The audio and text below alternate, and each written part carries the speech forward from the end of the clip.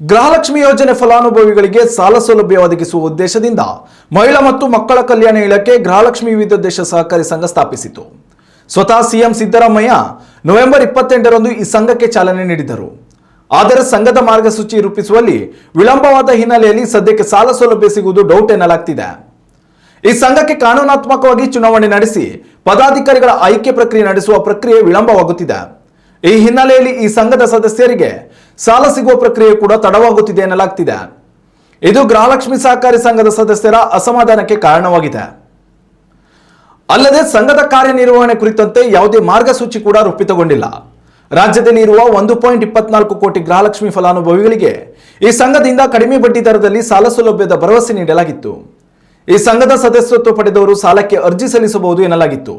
ಸಂಘದ ಸದಸ್ಯತ್ವಕ್ಕೆ 1250 ರೂಪಾಯಿ ಶುಲ್ಕ ನಿಗದಿಯಾಗಿದ್ದು, ಯೋಜನೆಯ ಫಲಾನುಭವಿಗಳೆಲ್ಲ ಸದಸ್ಯತ್ವ ಪಡೆದರೆ 1200 ಕೋಟಿ ರೂಪಾಯಿ ರಾಜ್ಯದ ಬೊಕ್ಕಸಕ್ಕೆ ಸೇರಲಿದೆ.